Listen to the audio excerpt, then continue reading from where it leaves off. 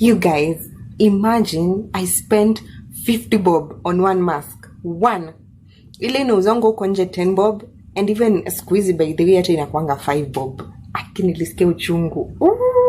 Na ilikuwa juzi. Literally juzi. Na sahi leo, actually from jana, it's mandatory to use a mask. And let me tell you, the place where I was going, it was in Parklands. Alafu, they were selling it to me at 70 bob.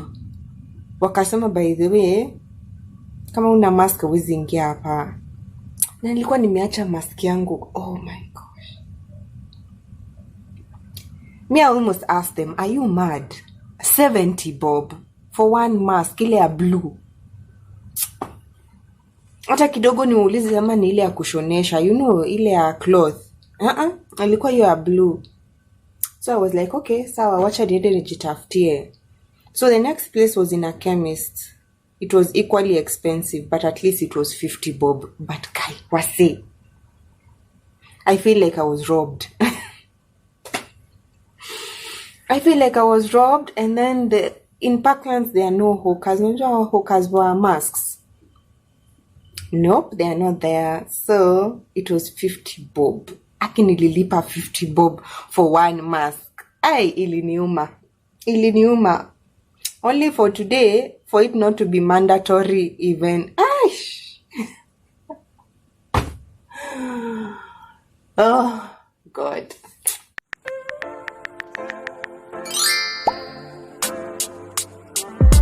And anyway, let me read for you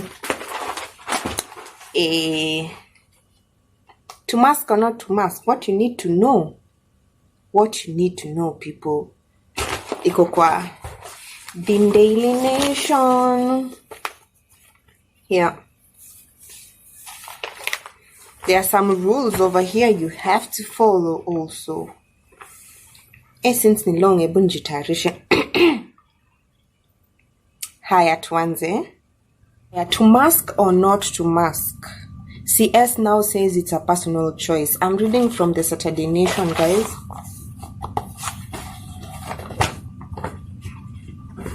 This is all you need to know. Following a drop in infection with less than 30 cases in a day, Health Cabinet Secretary Mutahi Kagwe yesterday said Kenyans will no longer need to wear masks in open public places. Higher. This is a question facing Kenyans after the government yesterday lifted the mandate on masking in public thanks to the low COVID. Woo! I don't want to say that name in the video because YouTube will pick it up. I will replace it with Rona. I might have pick, let me see, C19. I feel like I'm outsmarting the algorithm. Or maybe not. I'll replace, I'll say C19. Utailewa ni nini. So, this is a question facing Kenyans after the government yesterday lifted the mandate on masking in public thanks to the low COVID C19 positivity at a rate of 1% for the last month. Amid a drop in infection with less than 30 cases in a day, Health Cabinet Secretary Mutahi Kagwe yesterday said Kenyans will no longer need to wear masks in open public places. The announcement, however, doesn't apply to planes, buses, trains, and other modes of public transportation.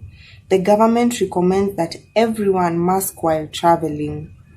The removal of the mask mandate signals a substantial shift from strict compliance to allowing individuals to make their own decisions. Announcing the changes, Mr. Kagwe also allowed in-person worship to resume at full capacity as long as all congregants and worshippers are vaccinated. However, worshippers are encouraged to wear masks at indoor functions. Fully vaccinated travelers getting into the country shall be exempted from the requirement of a PCR test, and they will not have to quarantine as the measure has been stopped with immediate effect.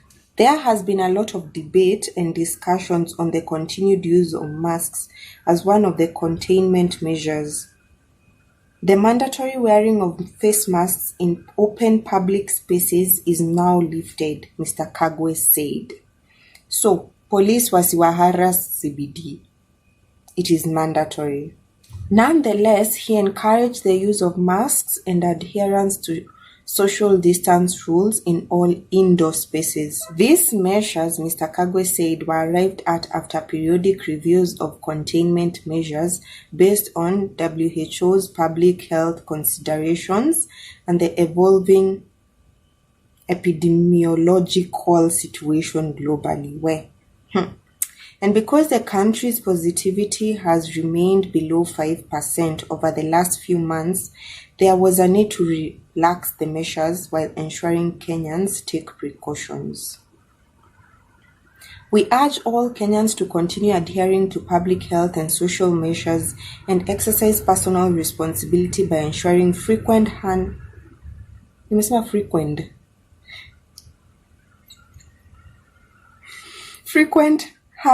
washing with soap and water and use of hand sanitizer at all times, he said. From the announcement, unvaccinated travelers arriving at any point of entry shall be subjected to a rapid antigen test at their own expense of 3,000 Kenya shillings. Any person who tests positive on a rapid test will be subjected to entry PCR test at their own further expense of 5,000 Kenyan shillings and self-isolate. Travelers below the age of 5 years are exempted from this testing requirement, he said. Truck drivers and travelers from East African community countries who are fully vaccinated will not require any test to enter Kenya. Persons traveling out of the country will be required to abide by the particular travel, health, and C-19 related requirements of the destination country. As a result of the low positivity, sporting activities will see spectators allowed back in venues without masks. Spectators to be allowed back into the sporting venues as long as they are vaccinated, and the Ministry of Education to develop and implement protocols to allow for the full resumption of sporting activities in learning institutions, Mr. Kagwe said. People can now decide on their own whether to wear a mask or not. Does it mean we are off the hook? The science behind masks is fairly clear and has only become more robust over the course of the pandemic. Studies have shown that masks significantly decrease the chances of transmitting or contracting the virus. Mr. Kagwe further said the government could reimpose the rule if cases increase after the dropping of masks. These measures may be reviewed at any time based on prevailing pandemic situations. Police are, however, warned not to harass Kenyans over the revision of these measures, he said. The Centers for Disease Control and Prevention and the WHO recently suggested that most people do not need a mask. With that directive, many countries have lifted mask requirements. Experts have since agreed with the decision, saying it is the right time as, with low positivity, Kenyans have endured the mandates long enough and have to get used to living with C-19 instead of fighting it every day. It has been 7 weeks since we last had a positivity rate above 5% in Kenya. We have stuck at 1% for the last 4 weeks. Going with the science, the revised de-escalating measures announced were long overdue, said Dr.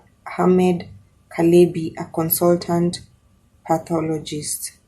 He said the next C-19 wave is imminent next month and will coincide with the usual seasonal cycles of flu, viral respiratory illnesses, but will not be as severe as past waves because of the community immunity wall built from past infection and vaccination. Already, the epidemiological. Well, already the epidemiological curve of C19 in the country indicates that it has settled into a seasonal pattern, and in the future, SARS-C2 will fluctuate seasonally with the other flu-like respiratory viruses rising in March, July, and November, he said. AMREF Africa Chief Executive Githinji Gitahi, who is also part of the African C19 Response Commission, said the only way to protect Kenyans is enhancing vaccinations.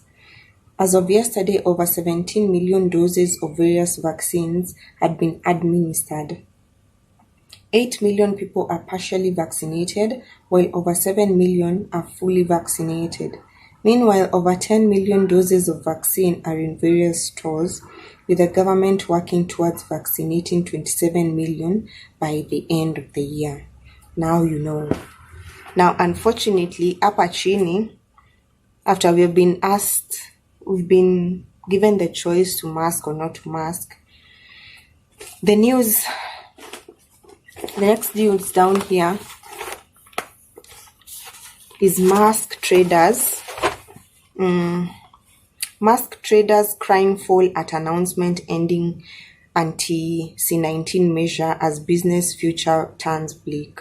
You see, now for the people who are selling masks, it's a really a bad announcement for them, in the sense that now you don't need to mask. So kwanza this guy is saying, maybe let me read something small for you.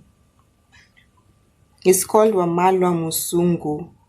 He has stock and he bought it 3 days ago at 60,000.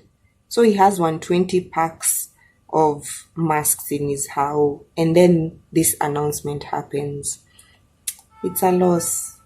But people will continue to mask. There are some places I can't go without masking. Hospitals. That's one of them. But masking is good. Ina could prevent from other things.